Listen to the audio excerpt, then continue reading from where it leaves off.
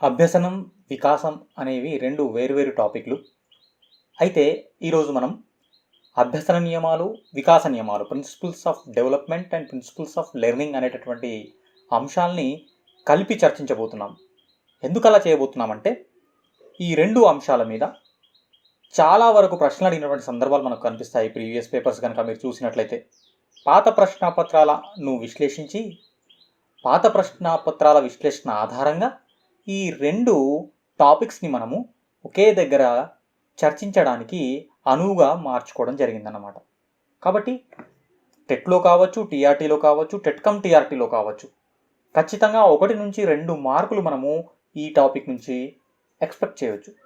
కాబట్టి అత్యంత ముఖ్యమైన టాపిక్ కాబట్టి జాగ్రత్తగా వినడానికి ప్రయత్నం చేయండి. సో ఫస్ట్ మనము వికాస నియమాల గురించి మాట్లాడుకుందాం. Principles of development.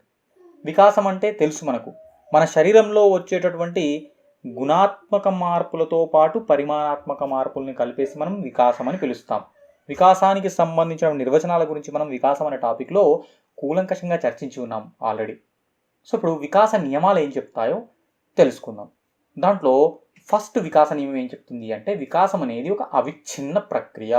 Development is a continuous process. శిశువు పుట్టినప్పటి నుంచి చనిపోయేంత వరకు అంటే జీవితాంతం కొనసాగేటటువంటి ప్రక్రియగా మనం వికాసాన్ని అభివర్ణించవచ్చు. అంటే వికాసం అనేది ఒక దశకు మాత్రమే పరిమితం కాదు, జీవిత చరమాంకం వరకు కొనసాగేటటువంటి అవిచ్ఛిన్న ప్రక్రియ, కంటిన్యూస్ ప్రాసెస్గా మనం వికాసాన్ని నిర్వచిస్తాం. అందుకే క్రాడల్ టు టోమ్ అంటాం కదా. క్రాడల్ టు టోమ్ అంటే పురిటి గది నుంచి శ్మశానం వరకు కూడా కొనసాగేటటువంటి ఒక సుదీర్ఘమైన ప్రక్రియగా మనము వికాసాన్ని నిర్వచిస్తాం. సో ఇది మొదటి సూత్రం. వికాసం అవిచ్ఛిన్న ప్రక్రియ అనేది మొదటి సూత్రం. రెండవ సూత్రం ఏం చెప్తుంది? వికాసం అనేది ఖచ్చితమైన నమూనాను అవలంబిస్తుంది. అంటే development is a sequential process. వికాసం అనేది ఒక సీక్వెన్స్లో జరిగేటటువంటి, క్రమానుగతంగా జరిగేటటువంటి ఒక ప్రక్రియ. మనం గమనిస్తుంటాం, శిశువులో వికాసం అనేది ఒక క్రమబద్ధంగా జరిగేటటువంటి ప్రక్రియగా మనం గమనిస్తుంటాం.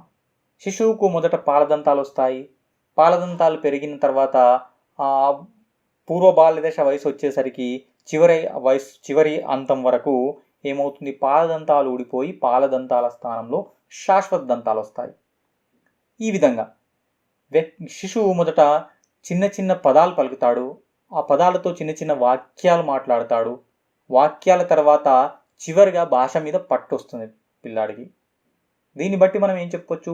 వికాసం అనేది ఒక ఖచ్చితమైన నమూనాను అవలంబిస్తుంది. మీరు కనుక శిశువు పుట్టక ముందు పిండ దశలో ఉన్నప్పుడు, పిండ దశలో అతని యొక్క పరిణామ క్రమాన్ని కనుక మనం పరిశీలించినట్లయితే మొదట తల ఏర్పడుతుంది.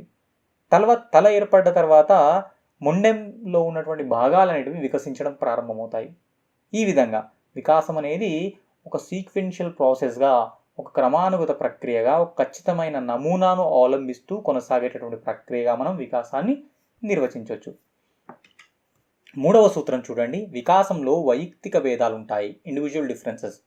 అవునండి, వికాసం అనేది అందరిలో ఒకే రకంగా జరగదు. కొందరిలో వేగంగా జరగచ్చు, కొందరిలో నెమ్మదిగా జరుగుతుంది. వికాసంలో వైయక్తిక భేదాలు ఉంటాయి. మన డిఎన్ఏలోనే, మన జన్యువుల్లోనే వైయక్తిక భేదాలు ఉన్నప్పుడు ఖచ్చితంగా వికాసంలో కూడా వైయక్తిక భేదాలు ఉంటాయి. కొందరు పిల్లల్లో భాషా వికాసం తొందరగా జరుగుతుంది, కొందరు నెమ్మదిగా జరుగుతుంది. కొందరు పిల్లలు తొందరగా నడవడం నేర్చుకుంటారు, కొందరు పిల్లలు ఆలస్యంగా నడుస్తారు. సో ఇవన్నీ కూడా వైయక్తిక భేదాలు. దీన్నే వికాసంలో వైయక్తిక భేదాలు ఉంటాయి అన్నటువంటి నియమం ప్రకారం మనం ఈ వికాసాన్ని చర్చిస్తాం. 4వ నియమం చూడండి. ఇక్కడ వికాసం అనేది అన్ని దశల్లో ఒకే రకంగా కొనసాగదు. Development is uneven. ఈవెన్ కాదు, అన్ఈవెన్. వికాసం అనేది అన్ని దశల్లో ఒకే రకంగా కొనసాగదు. శైశవ దశలో వేగంగా కొనసాగేటటువంటి వికాస ప్రక్రియ పూర్వ బాల దశ, ఉత్తర బాల దశ వచ్చేసరికి కాస్త నెమ్మదిస్తుంది. మరి అదే కౌమార దశ వచ్చేసరికి మళ్ళీ వేగాన్ని పుంజుకుంటుంది. కాబట్టి వికాసం అనేది మనిషి యొక్క అన్ని దశల్లో కూడా ఒకే రకంగా కొనసాగదు అని మనకు 4వ నియమం చెబుతుంది. 5వ నియమం చూడండి. ఇక్కడ వికాసం అనేది ఖచ్చితమైన దిశను అనుసరిస్తుంది. ప్రిన్సిపల్ ఆఫ్ డైరెక్షన్ అంటాం దీన్ని. దీంట్లో 2 సూత్రాలు ఉన్నాయి, ఉపసూత్రాలు. ఫస్ట్ వన్ ఏంది? శిరోపాదాభిముఖ సూత్రం. దీన్ని సెఫలోకాడల్ డైరెక్షన్ అంటాం ఇంగ్లీష్లో. రెండవది ఏంది అంటే సమీప దూరస్థ దిశ, ప్రాక్సిమోడిస్టల్ డైరెక్షన్. గుర్తుపెట్టుకోండి ఇంగ్లీష్ పదాలు కూడా. సెఫలోకాడల్ డైరెక్షన్, ప్రాక్సిమోడిస్టల్ డైరెక్షన్. ఒక్కొక్క దాని గురించి మనం వివరంగా మాట్లాడుకోవడానికి ప్రయత్నం చేద్దాం. ఫస్ట్ శిరోపాదాభిముఖ సూత్రం, సెఫలోకాడల్ డైరెక్షన్. ఇది ఏం చెప్తుంది అంటే వికాసం అనేది అనుదైర్ఘ్య పద్ధతిలో శిరస్సు నుంచి పాదాభిముఖంగా సాగుతుంది. శిరస్సు నుంచి పాదాల వైపుకు వికాసం అనేది కొనసాగుతుంది అని శిరోపాదాభిముఖ సూత్రం మనకు చెప్తుంది. పటంలో చూపినట్లుగా మీకు ఇక్కడ చూడండి, ఇక్కడ శిశువు యొక్క తల అనేది మొదట వికసిస్తుంది. చూడండి, ఇక్కడ ఫస్ట్ తలను నిలుపుతాడు శిశువు. తలను నిలిపిన తర్వాత మెడ కండరాలు అనేటివి పరిపక్వత సాధించిన తర్వాత తలను నిలపడం నేర్చుకుంటాడు. తలను నిలపడం నేర్చుకున్న తర్వాత శిశువు నడుమును నిలిపి కూర్చోవడానికి ప్రయత్నం చేస్తాడు. ఇవి రెండు ఫస్ట్ వికసించిన తర్వాతనే చివరికి పాదాలు వికసిస్తాయి. పాదాలు బలోపేతమై నడవడానికి ప్రయత్నం చేస్తాడనమాట. ఆ రకంగా వికాసం అనేది ఏ విధంగా నడుస్తుంది? శిరస్సు నుంచి, తల నుంచి పాదాల వైపుకు సాగుతుంది వికాసం అని మనకు శిరోపాదాభిముఖ సూత్రం చెబుతుంది. అంటే తల నుంచి చివరి వైపు, కింది వైపుకు కొనసాగేటటువంటి ప్రక్రియగా శిరోపాదాభిముఖ సూత్రం వికాసాన్ని నిర్వచిస్తుంది. దీన్నే శిరోపాదాభిముఖ సూత్రంగా మనం పిలుస్తాం. తర్వాత సమీప దూరస్థ దిశ, ప్రాక్సిమోడిస్టల్ డైరెక్షన్. దీని పేరులో ఉంది చూడండి, సమీపం నుండి దూరం వైపుకు. సమీపం అంటే ఏంటి అంటే మనిషి యొక్క శరీరాన్ని కనుక మనం మధ్యస్థంగా ఒక అక్షం ఆధారంగా విభజిస్తే, సెంటర్గా ఈ విధంగా వెన్నుముకను ఒక అక్షంగా తీసుకుంటే, వెన్నుముకను మనం ఒక అక్షంగా తీసుకుంటే ఆ అక్షం నుంచి దూరం వైపుకు వికాసం అనేది కొనసాగుతుంది. ఇక్కడ పటంలో ఆరో మార్క్స్ చూపాడు కదా, అంటే ఫస్ట్ శిశువుకు మధ్యస్థంగా ఉన్నటువంటి అవయవాలు వికసిస్తాయి. ఆ తర్వాత నెమ్మదిగా బయటి వైపుకు ఉన్నటువంటి అవయవాలు అనేటివి వికసించడం ప్రారంభిస్తాయి అన్నమాట. అంటే మొదటగా భుజం కండరాలపై అదుపు మొదట వస్తుంది శిశువుకు. చిన్న కండరాలు, చేతి వేళ్ళ కండరాలు ఉంటాయి కదా, అవి తర్వాత వికసిస్తాయి. అందుకే చిన్నపిల్లలు ఏదైనా వస్తువును పట్టుకోవడానికి ప్రయత్నం చేస్తున్నప్పుడు ఏం చేస్తారు? వాళ్ళు 2 చేతులతో పట్టుకోవడానికి ప్రయత్నం చేస్తారు. ఎందుకు 2 చేతులతో పట్టుకోవడానికి ప్రయత్నం చేస్తారంటే చేతి వేళ్ళకు ఉన్నటువంటి కండరాలు అనేటివి ఇంకా వికసించలేవు కాబట్టి వాళ్ళు మొత్తం 2 చేతులను ఉపయోగిస్తారు ఏదైనా వస్తువును లేపడానికి. అంటే శరీరానికి దగ్గరగా మధ్యస్థంగా ఉన్న అవయవాలు అనేటివి మొదటగా వికసించి ఆ తర్వాత వికాసం అనేది బయటి వైపు కొనసాగుతుంది. అంటే ఉదాహరణకు వెన్నెముక అనేది ఫస్ట్ డెవలప్ అవుతుంది పిల్లాడికి. వెన్నెముక డెవలప్ అయిన తర్వాత భుజం కండరాలు డెవలప్ అవుతాయి. భుజం కండరాలు డెవలప్ అయిన తర్వాత చేతి వేళ్ళ కండరాలు కానివ్వండి, పాదాల కండరాలు కానివ్వండి, ఇవన్నీ కూడా చిన్న కండరాలు అంటారు కదా, ఈ చిన్న కండరాలపై అదుపు అనేది తర్వాతి దశలో వస్తుంది.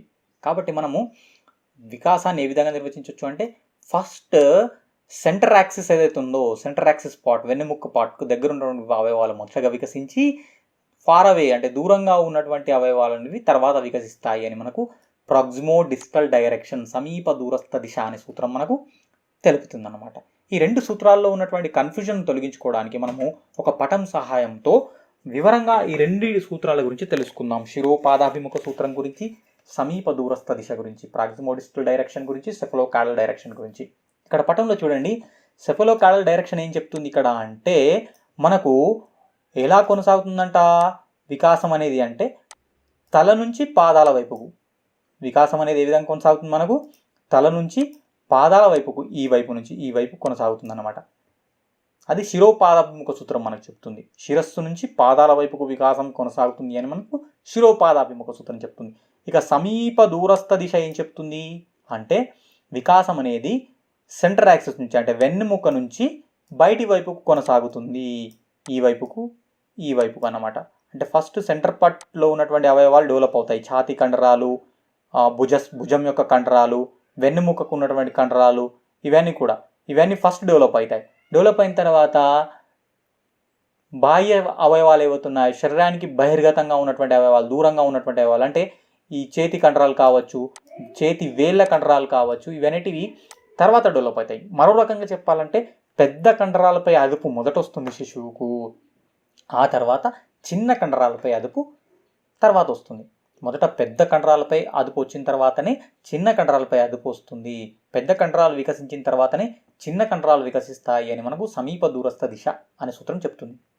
ప్రశ్న ఏ విధంగా అడుగుతాడంటే ఇక్కడ శిశువు ఏదైనా వస్తువును పట్టుకోవడానికి 2 చేతులను ప్రయోగిస్తున్నాడు. ఈ సన్నివేశాన్ని వివరించేటటువంటి వికాస సూత్రం ఏది అని అడుగుతాడు. సమీప దూరస్థ దిశ అని చెప్తాం మనం. ఎందుకు 2 చేతులను ఉపయోగిస్తున్నాడు వాడు? ఇంకా వాడి యొక్క వికాసం అనేది చిన్న కండరాలలో జరగలేదు. పెద్ద కండరాలలో మాత్రమే వికాసం వచ్చింది, వికసించాయి. చిన్న కండరాలు ఇంకా వికసించలేవు. కాబట్టి ఇది సమీప దూరస్థ దిశను వివరించేటటువంటి వివరణ అని మనం జవాబు చేయాల్సిన అవసరం ఉంటుంది. ఇక తర్వాత సూత్రం చూడండి. వికాసం అనేది సాధారణ దిశ నుండి నిర్దిష్ట దిశ వైపుకు సాగుతుంది. Simple to complex. అవునా కదా? అంతే కదా. ఫస్ట్ శిశువు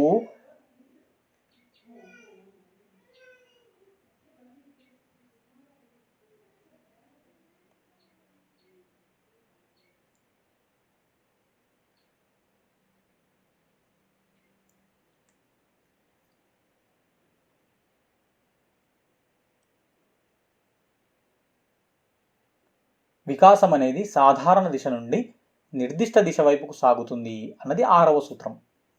దీన్ని మనం ఎలా వివరించవచ్చు అంటే వికాసం అనేది ఎప్పుడు కూడా సింపుల్ టు కాంప్లెక్స్ అనే దిశగా కొనసాగుతుంది.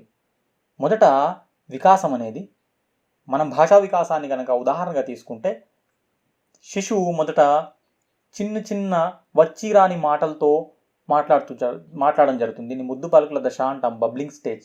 ఆ పదాలకు అనేది అర్థం ఉండదు అసలు యాక్చువల్గా. అలా మొదలైనటువంటి వాని యొక్క భాషా వికాసం అనేది తర్వాత అర్థవంతమైన పదాల వైపుకు సాగుతుంది.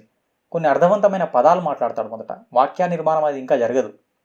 పదాలు మాట్లాడిన తర్వాత వాక్యాలను నిర్మించడం ప్రారంభమవుతుంది. వాక్యాలు మాట్లాడతాడు, సెంటెన్సెస్. ఆ సెంటెన్సెస్ కూడా గ్రామటికల్గా సంపూర్ణంగా ఉండవు. గ్రామటికల్ మిస్టేక్స్ అనేవి చాలా ఉంటాయి. తర్వాత వాడిలో భాషా వికాసం ఏ విధంగా సాగుతుంది అంటే గ్రామటికల్ మిస్టేక్స్ లేకుండా, ఎటువంటి వ్యాకరణ దోషాలు లేకుండా, ఉచ్చారణ దోషాలు లేకుండా మాట్లాడడం అనేది చివరి దశలో వస్తుందన్నమాట. ఈ విధంగా సింపుల్ టు కాంప్లెక్స్ వైపుకు వికాసం కొనసాగుతుంది అన్నది 6వ సూత్రం. ఇక 7వ సూత్రం ఏం చెప్తుంది అంటే వివిధ వికాసాలు పరస్పర సంబంధంగా కొనసాగుతాయి. ఏ వికాసం దానికదే సపరేట్గా కొనసాగదు. అన్ని వికాసాలు ఒకదాని మీద ఒకటి ప్రభావాన్ని చూపిస్తాయి. శారీరక వికాసం యొక్క ప్రభావం అనేది మానసిక వికాసం మీద ఉంటుంది మనకు. మానసిక వికాసం యొక్క ప్రభావం అనేది భాషా వికాసం మీద ఉంటుంది.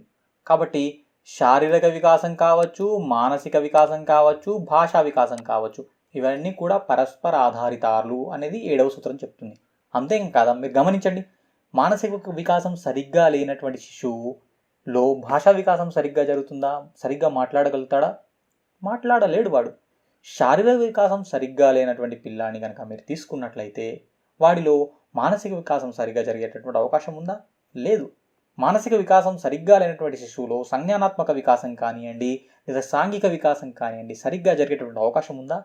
లేదు. కాబట్టి శారీరక వికాసం, మానసిక వికాసం, భాషా వికాసం, సాంఘిక వికాసం, సంజ్ఞానాత్మక వికాసం, ఈ అన్ని వికాసాలు కూడా పరస్పర ఆధారాలు, పరస్పర సంబంధంగా కొనసాగుతాయి అని మనకు 7వ సూత్రం చెప్తుంది. 8వ సూత్రం చూడండి. ఇక్కడ వికాసం అనేది సంచితమైనది, క్యుములేటివ్ ప్రిన్సిపల్ అంటాం దీన్ని. వ్యక్తిలో వికాసం అనేది ఒక్కసారిగా సంభవించగా గతంలో ఏర్పడిన మార్పుల ఆధారంగా కొత్త మార్పులు చేర్పులతో జరుగును అంటున్నాడు. అంటే మనకు వికాసం అనేది హఠాత్తుగా సంభవించినట్లు కనిపిస్తుంది, కానీ అలా జరగదు. గతంలో జరిగినటువంటి మార్పులు చేర్పుల ఆధారంగా ప్రస్తుత వికాసం అనేది జరిగింది. ఇదే వికాసం సంచిత సూత్రం మనకు చెప్తుంది. శిశువులో దంతాలు రాత్రికి రాత్రి పెరిగినట్లు కనబడతాయి మనకు. వాడు అమ్మ అనేటటువంటి పదం హఠాత్తుగా పలికాడన్నట్టు మనకు అనిపిస్తుంది, కానీ అమ్మ అనే పదాన్ని పలకడానికి వాడు ఎంతో ప్రాక్టీస్ చేశాడు. పూర్వాశ్రమంలో ఎంతో ప్రాక్టీస్ చేశాడు. చేయడం ద్వారానే అమ్మ అనే పదం వాడు పలకగలుగుతున్నాడు. కాబట్టి వికాసం అనేది సంచితమైనది అని మనం చెప్పొచ్చు. తర్వాతి సూత్రం వికాసాన్ని ప్రాగుక్తీకరించు, ప్రిడిక్టబుల్ అంటాం. ఏం చెప్తుంది? ప్రిడిక్టబుల్ ప్రిన్సిపల్ అంటే ప్రస్తుతం వర్తమానపు వికాసాన్ని ఆధారంగా చేసుకొని భవిష్యత్తులో వికాసం ఏ విధంగా ఉంటుందో మనం ఊహించవచ్చు. ఊహించడం అంటే ఏదో అలా ఊహించడం కాదు, సాక్ష్యాలతో, ఆధారాలతో, రుజువులతో ఊహించడం, శాస్త్రీయంగా ఊహించడం. దీన్నే ప్రాగుక్తీకరించడం అంటాం. ప్రస్తుత పెరుగుదల వికాసాన్ని బట్టి రాబోయే దశల్లో ఉండేటటువంటి వికాసాన్ని మనం ఊహించడాన్నే ప్రాగుక్తీకరణ సూత్రం అని పిలుస్తాం. వికాసాన్ని మనం ప్రాగుక్తీకరించవచ్చు, అంతే కదా. ప్రస్తుత వికాసాన్ని మనం ఆధారంగా చేసుకొని వాడి భవిష్యత్తులో వాడి వికాసం ఏ విధంగా ఉంటుందో చెప్పగలం, చెప్పొచ్చు కూడా. సో ఇదే 9వ సూత్రం మనకు. తర్వాత 10వ సూత్రం ఏంటి అంటే వికాసం అనేది ఒక పరస్పర చర్య. వికాసం అనేది ఒక పరస్పర చర్య. వికాసం అనేది ఆనువంశికత మీద, పరిసరాల మీద, రెండింటి మీద ఆధారపడి ఉంటుంది. వికాసం మీద ఆనువంశికత ప్రభావం ఉంటుంది, పరిసరాల ప్రభావం ఉంటుంది అనేది మనకు పరస్పర చర్యా సూత్రం చెప్తుంది. రెండిటి కలయికతో, రెండిటి ప్రభావంతో వికాసం అనేది ఒక ప్రక్రియగా కొనసాగుతుంది అని 10వ సూత్రం మనకు చెప్పేది. తర్వాత అభ్యసన నియమాల గురించి మాట్లాడుకుందాం. ప్రిన్సిపల్స్ ఆఫ్ లెర్నింగ్ గురించి. ప్రిన్సిపల్స్ ఆఫ్ లెర్నింగ్ని 2 కేటగిరీస్ కింద వర్గీకరిస్తారు. ప్రైమరీ లాస్ ప్రధాన నియమాలు, సెకండరీ లాస్ గౌణ నియమాలు. అభ్యసన నియమాలను ఈఎల్ థారండైక్ అనేటటువంటి మనోవైజ్ఞానికవేత్త ప్రతిపాదించడం జరిగింది. దీంట్లో మొదట మనము ప్రధాన నియమాలు, ప్రైమరీ లాస్ గురించి మాట్లాడుకుందాం. 3 ప్రైమరీ లాస్ మనకు ఉన్నాయి. దాంట్లో ఫస్ట్ వన్ సంసిద్ధతా నియమము, లా ఆఫ్ రెడీనెస్. రెండవది అభ్యాస నియమము, లా ఆఫ్ ప్రాక్టీస్. మూడవది ఫలిత నియమము, లా ఆఫ్ ఎఫెక్ట్. ఇప్పుడు ఒక్కొక్క దాని గురించి కూలంకషంగా మాట్లాడుకుందాం. ఫస్ట్ సంసిద్ధతా నియమం, లా ఆఫ్ రెడీనెస్ గురించి మాట్లాడుకుందాం. సంసిద్ధతా నియమం ఏం చెప్తుంది అంటే విద్యార్థి నేర్చుకోవడానికి సంసిద్ధుడై ఉన్నప్పుడు మాత్రమే అభ్యసనం అనేది అర్థవంతమైన అభ్యసనము, ఫలవంతమైన అభ్యసనం జరిగేటటువంటి అవకాశం ఉంది. లేని పక్షంలో అభ్యసనం అనేది ఒక బాధాకరమైన అనుభవంగా మిగిలిపోయేటటువంటి ప్రమాదం ఉంది అని మనకు సంసిద్ధతా నియమం చెప్తుంది. ఆ రకంగా శిశువు మానసికంగా, శారీరకంగా, ఉద్వేగపరంగా సంసిద్ధుడై ఉన్నప్పుడు మాత్రమే మనం నేర్పించడానికి ప్రయత్నం చేయాలి, అభ్యసనంలో పాల్గొనేటట్లు చేయాలి. అలా కాకుండా బలవంతంగా గనక మనం అభ్యసన ప్రక్రియలో పాల్గొనేటట్లు చేస్తే అభ్యసనం అనేది ఒక బాధాకరమైన, క్లిష్టమైన అనుభవంగా మిగిలిపోయేటటువంటి ప్రమాదం ఉంది. కాబట్టి శారీరక సంసిద్ధతతో పాటుగా మానసిక సంసిద్ధత కూడా చాలా ముఖ్యం. అందుకే హెర్బర్ట్ ప్రతిపాదించినటువంటి బోధనా సోపానాలలో మొదటి సోపానం సంసిద్ధతయే. కాబట్టి సంసిద్ధతకు చాలా ప్రాముఖ్యత ఉంది. మనం సంసిద్ధత లేనిదే పిల్లాడికి నేర్పలేము. గుర్రాన్ని నీటి తొట్టి వరకు తీసుకెళ్ళగలం, కానీ దాని చేత నీటిని మనం తాగించలేం. దానికి దప్పిక అనేది ఉండాలి, ఉంటే అదే సొంతంగా నీటిని తాగగలదు అని మనకు సంసిద్ధతా నియమం చెబుతుంది. తర్వాత రెండవది నియమం ఏంటి అంటే అభ్యాస నియమం, లా ఆఫ్ ప్రాక్టీస్. దీన్నే లా ఆఫ్ ఎక్సర్సైజ్ అని కూడా పిలుస్తాం. దీనికి చాలా రకాల పేర్లు ఉన్నాయి, గుర్తుంచుకోవడానికి ప్రయత్నం చేయండి. పౌనపుణ్య నియమము, లా ఆఫ్ ఫ్రీక్వెన్సీ అని కూడా పిలుస్తారు. పునర్వర్తన నియమము, లా ఆఫ్ రిపిటేషన్ అని కూడా పిలుస్తాం. అభ్యాస నియమం ఏం చెప్తుంది అంటే నేర్చుకున్నటువంటి విషయం అనేది అభ్యాసంలో గనక ఉంటే అది స్మృతిపథంలో శాశ్వతంగా ఉండిపోయేటటువంటి అవకాశం ఉంది. లేని పక్షంలో మర్చిపోయేటటువంటి ప్రమాదం ఉంది అని మనకు అభ్యాస నియమం చెప్తుంది. అందుకే ఈ అభ్యాస నియమాన్ని 2 నియమాలుగా వర్గీకరిస్తాం. మళ్ళీ దీంట్లో 2 సబ్ లాస్ ఉన్నాయి, 2 ఉపనియమాలు ఉన్నాయి. ఫస్ట్ వన్ ఉపయోగ నియమము, లా ఆఫ్ యూజ్. రెండవది నిరుపయోగ నియమము, లా ఆఫ్ డిస్యూజ్. నేర్చుకున్న విషయం గనక ఉపయోగిస్తూ పోతే అది స్మృతిపథంలో అలాగే ఉండిపోతుంది. దాన్ని నిరుపయోగంగా అలాగే పడేస్తే మర్చిపోయేటటువంటి ప్రమాదం ఉంది. దాని యొక్క స్మృతి చిహ్నాలన్నిటివి మన మనోఫలకం నుంచి చెదిరిపోతాయి. కాబట్టి ప్రాక్టీస్ అనేది చాలా ముఖ్యము. అందుకే అంటాం కదా, ప్రాక్టీస్ మేక్స్ పర్ఫెక్ట్ అంటాం కదా, practice makes man or women perfect అంటాం కదా. సో ఈ సూక్తి అనేది అభ్యాస నియమానికి సరిగ్గా సరిపోతుంది. తర్వాత ఫలిత నియమం గురించి మాట్లాడుకుందాం, లా ఆఫ్ ఎఫెక్ట్ గురించి. లా ఆఫ్ ఫలితం నియమం ఏం చెప్తుంది అంటే అభ్యసనం అనేది ఫలితంపై ఆధారపడి ఉంటుంది. అభ్యసనం అనేది ఫలితాన్పై ఆధారపడి ఉంటుంది, ఫలితాన్ని అనుసరించి ఉంటుంది. ఫలితం గనక సంతృప్తికరంగా ఉంటే అభ్యసనం అనేది బలోపేతమవుతుంది. ఒకవేళ గనక అసంతృప్తికరమైన ఫలితాన్ని గనక ఇస్తే అభ్యసనం అనేది బలహీనమవుతుంది అని మనకు ఫలిత నియమం చెప్తుంది. అందుకే బోధనాభ్యసన అనుభవాలు అనేవి సంతృప్తికరమైన ఫలితాన్ని ఇవ్వాలి అని మనోవైజ్ఞానికవేత్తలు అంటారు. సంతృప్తికరమైనటువంటి అనుభవాలు ఇచ్చినప్పుడు మాత్రమే, ఫలితాలను ఇచ్చినప్పుడు మాత్రమే అభ్యసనం అనేది ఫలప్రదమైన అభ్యసనమై, అర్థవంతమైన అభ్యసనమై అది బలోపేతమవుతుంది. ఒకవేళ గనక విద్యార్థికి అసంతృప్తికరమైన, బాధాకరమైన అనుభవాల్ని గనక ఇస్తే అభ్యసనం అనేది బలహీనమవుతుంది. కాబట్టి బహుమానాలు, పొగడ్తల ద్వారా మనం ఏం చేయొచ్చు? అభ్యసనాన్ని బలోపేతం చేయొచ్చు.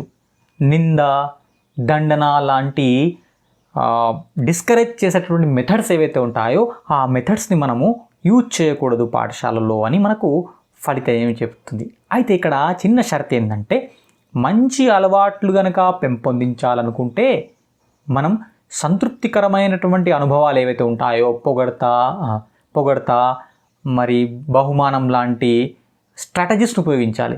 ఒకవేళ కనుక చెడు అలవాట్లు, చెడు ప్రవర్తనను కనుక మనము విలుప్తీకరణ చేయాలనుకుంటే కనుక దండన, విమర్శ లాంటి స్ట్రాటజీస్ని ఉపయోగించాలి అని మనం ఫలిత నియమం నుంచి తెలుసుకోవచ్చు. ఇవి 3 కూడా ప్రధాన నియమాలు, ప్రైమరీ లాస్గా పిలువబడతాయి. తర్వాత సెకండరీ లాస్ గురించి మాట్లాడుకుందాం, గౌణ నియమాల గురించి. దాంట్లో ఫస్ట్ వన్ బహుళ ప్రతిస్పందన సూత్రం, లా ఆఫ్ మల్టిపుల్ రెస్పాన్స్. ఏం చెప్తుంది బహుళ ప్రతిస్పందన సూత్రము? పేరులోనే ఉంది. ఒక సంఘటనలో, ఒక ఉద్దీపనలో శిశువు ఏం చేస్తాడంటే విభిన్న రకాల ప్రతిస్పందనలు వెలిబుచ్చుతాడు. రకరకాల ప్రతిస్పందనలు, అనేక రకాల ప్రతిస్పందనలు వెలిబుచ్చి దాంట్లో సరైన ప్రతిస్పందనను మాత్రమే ఎన్నుకుంటాడు. ఇదే బహుళ ప్రతిస్పందన సూత్రం. మనకు అంటే లా ఆఫ్ మల్టిపుల్ రెస్పాన్స్ ఏం చెప్తుంది అంటే, ఒక కొత్త సన్నివేశంలో, ఒక కొత్త సంఘటనలో శిశువు అనేక రకాల ప్రతిస్పందనల్ని వెలిబుచ్చడం జరుగుతుంది.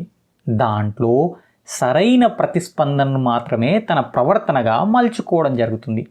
ఉదాహరణకు, ఒక శిశువు పజిల్ని పూరించేటప్పుడు రకరకాల విఫల ప్రయత్నాలు చేస్తాడు. ఒక ప్రయత్నం చేశాడు, అది తప్పైంది. మళ్ళీ ఆ మార్గంలో లేదా ఆ ప్రయత్నాన్ని ఆ చేసిన విధానంలో మళ్ళీ చేయడిగా కొత్త మార్గంలో ప్రయత్నం చేస్తాడు, అది కూడా ఫెయిల్ అయింది. ఇంకో కొత్త మార్గంలో ప్రయత్నం చేస్తాడు. ఈ విధంగా ప్రయత్నం చేసింది మళ్ళీ ప్రయత్నం చేయకుండా చివరికి సరైన సమాధానాన్ని సాధిస్తాడు. ఆ సరైన సమాధానాన్ని తన ప్రవర్తనగా మలుచుకోవడం అనేది బహుళ ప్రతిస్పందన సూత్రం చెప్తుంది. శిశువు పాఠశాలలో ఉన్నప్పుడు రకరకాల సబ్జెక్ట్తో ఇంటరాక్ట్ కావాల్సి వస్తుంది. వానికి ఇంటరాక్ట్ కావాల్సి వచ్చినప్పుడు ఏమవుతుంది, అక్కడ రకరకాల ప్రతిస్పందనలు అనేవి వాని ముందున్నాయి. ఉన్నప్పుడు వాడు ఏం చేస్తాడు, దాంట్లో తనకు ఇష్టమైనటువంటి ప్రతిస్పందనని ఎన్నుకుంటాడు. అందుకే లలిత కళలు నేర్చుకునేటప్పుడు పర్టికులర్గా ఏదో ఒక కళలో మాత్రమే తన ఫేవరెట్, తన యొక్క ఇష్టాన్ని వ్యక్తీకరిస్తాడు. సబ్జెక్టులలో కూడా అన్ని సబ్జెక్టులు పిల్లలు ఇష్టపడరు, కొన్ని సబ్జెక్టులు మాత్రమే పిల్లలు ఇష్టపడుతుంటారు. అన్ని రకాల ప్రతిస్పందనలు ఉన్నప్పటికీ ఏదైనా ఒక ప్రతిస్పందనకు మాత్రమే తన స్పందనను వెలిబుచ్చడం అనేది బహుళ ప్రతిస్పందన సూత్రం. ఇక రెండవది పాక్షిక చర్యా సూత్రం, లా ఆఫ్ పార్షియల్ యాక్టివిటీ. ఏం చెప్తుంది లా ఆఫ్ పార్షియల్ యాక్టివిటీ అంటే, పిల్లాడు తనకు ఇష్టాన్ని, ఆసక్తిని కలిగించేటటువంటి ప్రతిస్పందనల పట్లనే తన అవధానాన్ని కేటాయిస్తాడు, మిగతా వాటిని అశ్రద్ధ చేస్తాడు అని మనకు పాక్షిక చర్యా సూత్రం చెప్తుంది. అంటే అభ్యసించేటటువంటి అంశాలలో కొన్ని అంశాల పట్ల మాత్రమే శ్రద్ధ కనబరుస్తాడు. ఏవైతే తనకు ఆసక్తిని కలిగిస్తాయో, ఇష్టాన్ని కలిగిస్తాయో, అభిరుచిని కలిగిస్తాయో అట్లాంటి విషయాల పట్లనే తన యొక్క అవధానాన్ని కేటాయించి మిగతా వాటిని నిర్లక్ష్యం చేయడం అనేది పాక్షిక చర్యా సూత్రం మనకు చెప్తుంది. ఇక మూడవది సాదృశ్య సూత్రము లేదా సారూప్య సూత్రము, law of analogy and assimilation. ఇదేం చెప్తుంది అంటే, సారూప్యత లేదా సాదృశ్యత అనేది అభ్యసనంలో చాలా క్రియాశీలక పాత్ర పోషిస్తుంది అని మనకు సాదృశ్య సూత్రం చెప్తుంది. అంటే పూర్వ అనుభవాలు ఏవైతే ఉన్నాయో ఆ పూర్వ అనుభవాలు సహాయంతో కొత్త సంఘటన ఎదురైనప్పుడు ఆ పూర్వ అనుభవాల సహాయంతో ఆ కొత్త సంఘటనను అర్థం చేసుకోవడానికి ప్రయత్నం చేస్తాడు. లేదా పూర్వ అనుభవాల సహాయంతో నూతనంగా ఎదురైనటువంటి సమస్యలను పరిష్కరించుకోవడం అనేది సాదృశ్య సూత్రం లేదా సారూప్య సూత్రం మనకు చెప్తుందన్నమాట. అంటే శిశువుకు ఒక కొత్త సంఘటన ఎదురైంది మనకి నిజ జీవితంలో. ఎదురైనప్పుడు అలాంటి సిచ్యువేషన్ కనుక వీడు పూర్వంలో కనుక పొంది ఉంటే ఆ గత అనుభవాలు తాలూకు అనుభవాన్ని ఇక్కడ ఉపయోగించి ఆ సంఘటనను ఎదుర్కొంటాడు లేదా ఆ సమస్యను పరిష్కరించుకుంటాడు. అందుకే ఏం చెప్తారు మనోవైజ్ఞానికవేత్తలు అంటే, నిజ జీవిత అంశాలకు జోడించి పాఠ్యాంశాలను బోధించాలి. అలా బోధించడం వల్ల ఏమవుతుంది అంటే, పిల్లాడికి నిజ జీవితంలో ఏదైనా ఒక సన్నివేశం ఎదురైనప్పుడు లేదా ఒక సమస్య ఎదురైనప్పుడు వాడు ఏం చేస్తాడు అంటే, ఆ సమస్యను తన అనుభవాల తన అభ్యసనం ఆధారంగా చేసుకొని ఆ సమస్యను పరిష్కరించుకునేటువంటి అవకాశం ఉంది అని మనకు సాదృశ్య సూత్రం సారూప్య సూత్రం చెప్తుంది. ఇక 4వ సూత్రం వైఖరి సూత్రం, లా ఆఫ్ సెట్ యాటిట్యూడ్. అభ్యసనంలో విద్యార్థి యొక్క లేదా అభ్యాసకుడి యొక్క వైఖరి యాటిట్యూడ్ అనేది చాలా క్రియాశీలక పాత్ర పోషిస్తుంది అని వైఖరి సూత్రం మనకు చెప్తుంది. థారండైక్ ప్రయోగం మనందరికీ తెలుసు. థారండైక్ పిల్లిని బోనులో ఉంచి ప్రయోగాలు చేశాడు కదా. దాంట్లో ఆకలితో ఉన్న పిల్లిని మాత్రమే ఉంచాడు. ఒకవేళ కనుక కడుపు నిండా తిండి పెట్టి పిల్లిని కనుక పెట్టి ఉంటే యత్నాలు చేసేదా, దోషాలు చేసి యత్నదోష సిద్ధాంతం అనేది మనకు లభించకపోయేది. అది హాయిగా నిద్రపోయేది కడుపు నిండా తిండి ఉంటే. కాబట్టి ఇక్కడ వైఖరి యాటిట్యూడ్ అనేది కూడా అభ్యసనంలో క్రియాశీలక పాత్ర పోషిస్తుంది అని మనకు వైఖరి సూత్రం చెప్తుంది. తర్వాత సంసర్గ మార్పిడి సూత్రం, లా ఆఫ్ అసోసియేటివ్ షిఫ్టింగ్. ఇక్కడ ఏం జరుగుతుంది అంటే మార్పిడి జరుగుతుంది. దేని మార్పిడి జరుగుతుంది అంటే ప్రతిస్పందనలో ఒక మార్పిడి. శిశువు గనక ఒక నూతన సన్నివేశంలో ఎదురైనటువంటి సందిగ్ధాన్ని తొలగించుకోవడానికి ఏం చేస్తాడు అంటే, పాత అనుభవంలో ఒక ఉద్దీపనకు ఏ విధంగా ప్రతిస్పందించాడో ఇప్పుడు నూతన ఉద్దీపన కూడా అదే రకంగా అదే విధంగా ప్రతిస్పందించడానికి ప్రయత్నం చేస్తాడు. దీన్ని మనం సంసర్గ మార్పిడి సూత్రం అంటాం. అంటే పాత ఉద్దీపనకు ఏ విధంగా తన ప్రతిస్పందనను వెలిబుచ్చాడో ఇప్పుడు ఎదురైనటువంటి నూతన ఉద్దీపనకు కూడా అదే రకంగా యాజ్ ఇట్ ఈస్గా ప్రతిస్పందించడాన్ని మనం సంసర్గ మార్పిడి సూత్రం అంటాం. ఇక్కడ ప్రతిస్పందన అనేది సంసర్గం జరిగి మార్పిడి జరిగింది. దీన్ని లా ఆఫ్ అసోసియేటివ్ షిఫ్టింగ్ అని పిలుస్తాం. 6వది లా ఆఫ్ రీసెన్సీ. దీని తెలుగులో పదం దొరకట్లేదు, ఇంగ్లీష్లో గుర్తుపెట్టుకోవడానికి ప్రయత్నం చేయండి. Law of recency. ఈ లా ఆఫ్ రీసెన్సీ ఏం చెప్తుంది అంటే, రీసెంట్గా నేర్చుకున్నటువంటి అంశాలు ఏవైతే ఉంటాయో అవి చాలా బాగా గుర్తుంటాయి మనకు. ఇటీవల నేర్చుకున్నటువంటి విషయాలు ఏవైతే ఉంటాయో అవి మనకు చాలా గుర్తుంటాయి. ఎప్పుడో నేర్చుకున్న విషయాల కన్నా ఇటీవల నేర్చుకున్న విషయాలు మనకు చాలా బాగా గుర్తుంటాయి. అంటే దీన్ని బట్టి మనకు ఏమర్థమవుతుంది, అభ్యసన సామర్థ్యం అనేది కాలానికి విలోమానుపాతంలో ఉంటుంది. కాలం గడిచే కొద్దీ అభ్యసించినటువంటి అంశం కూడా మనం మర్చిపోతూ ఉంటాం అన్నమాట. లా ఆఫ్ రీసెన్సీ అదే మనకు చెప్తుంది. రీసెంట్గా నేర్చుకున్న రీసెన్సీ అనేటటువంటి బండ గుర్తు మనకేంది, రీసెంట్గా నేర్చుకున్నటువంటి విషయాలు మనకు చాలా బాగా గుర్తుంటాయి. తర్వాత 7వ సూత్రం ఏంది అంటే law of primacy. Law of primacy ఏం చెప్తుంది అంటే, ప్రప్రథమంగా నేర్చుకున్నటువంటి విషయాలు ఏవైతే ఉంటాయో అవి కూడా మనకు చాలా బాగా గుర్తుంటాయి. అందుకే first impression is best impression అంటాం కదా. మొట్టమొదట నేర్చుకున్నటువంటి విషయాలు ఏవైతే ఉంటాయో చాలా బాగా గుర్తుంటాయి మనకు. మధ్యలో నేర్చుకున్న విషయాలు, చివరిలో నేర్చుకున్న విషయాల కన్నా కూడా లా ఆఫ్ ప్రైమసీ ఏం చెప్తుంది అంటే, మనకు ప్రప్రథమంగా నేర్చుకున్నటువంటి విషయాలు ఏవైతే ఉంటాయో చాలా బాగా గుర్తుంటాయి. అందుకే మనం తొలుత కల్పించేటటువంటి అభ్యసన అనుభవాలు అనేటివి అర్థవంతంగా ఉండాలి. సరైన అభ్యసన అనుభవాలు కనుక మనం కల్పించాలి పిల్లాడికి. ఒకవేళ కనుక మనం తప్పుడు అభ్యసన అనుభవాలు కనుక కల్పిస్తే వాటి యొక్క ప్రభావం అనేది జీవితాంతం ఉంటుంది. వాటిని ఎరేజ్ చేయడానికి, తొలగించడానికి చాలా సమయం పడుతుంది. అందుకే పిల్లాడు ఎప్పుడైనా తప్పుగా ఒక పదాన్ని పలకడం తప్పుగా నేర్చుకున్నాడు అనుకోండి, వాడు ఎంతో పెద్దగా కూడా ఆ విధంగానే పలకడానికి ప్రయత్నం చేస్తుంటాడనమాట. ఉదాహరణకు నేచర్ అన్నటువంటి పదాన్ని నేర్చుకున్నాడు విద్యార్థి, నేచర్ ఫ్యూచర్ అన్నాడు. అంటే తొలుత మనం అభ్యసన అనుభవాలు మొట్టమొదట కల్పించేటప్పుడే సరైన అభ్యసన అనుభవాన్ని కల్పించాలి. ఒకవేళ కనుక తప్పుడు బీజాలు కనుక మనం నాటితే అవి వటవృక్షాలై ఆ విధంగానే ఉండిపోతాయి జీవితాంతం. కాబట్టి first impression is best impression అంటాం కదా. మొదట కల్పించేటటువంటి అభ్యసన సన్నివేశాలు అనేటివి అర్థవంతమైన అభ్యసన సన్నివేశాలు ఉండాలి అని మనకు లా ఆఫ్ ప్రైమసీ చెప్తుంది. లా ఆఫ్ రీసెన్సీకి లా ఆఫ్ ప్రైమసీకి తేడా ఉంది మనకు. రీసెంట్గా నేర్చుకున్న విషయాలు చాలా బాగా గుర్తుంటాయని రీసెన్సీ సూత్రం మనకు చెప్తుంది. ప్రథమంగా నేర్చుకున్నటువంటి విషయాలు మనకు చాలా బాగా గుర్తుంటాయని ప్రైమసీ చెప్తుంది. ఇక మధ్యలో నేర్చుకున్న విషయాలు మనకు అంత గుర్తుండవు, అది అందరికీ తెలిసిన విషయమే. సో కాబట్టి లా ఆఫ్ రీసెన్సీకి కానీ లా ఆఫ్ ప్రైమసీకి కానీ దగ్గర సంబంధం ఉంది, కన్ఫ్యూజ్ కావద్దు మీరు. ఇక 8వ సూత్రం ఏంటి అంటే law of intensity of stimulus. Intensity అంటే ఏంటండి? తీవ్రత. ఉద్దీపన యొక్క తీవ్రత ఏదైతుందో అది అభ్యసనాన్ని ప్రభావితం చేస్తుంది అని మనకు law of intensity of stimulus చెప్తుంది. అంటే కల్పిత అనుభవాల కన్నా కూడా వాస్తవ అనుభవాలు ఏవైతే ఉంటాయో అవి అర్థవంతమైన అభ్యసనానికి మార్గాన్ని చూపిస్తాయి. అంటే కల్పిత అనుభవాలు కన్నా మనము నిజ జీవిత సన్నివేశాన్ని ద్వారా బోధన అభ్యసన అనుభవాల్ని శిశువుకు పరిచయం చేయాలి.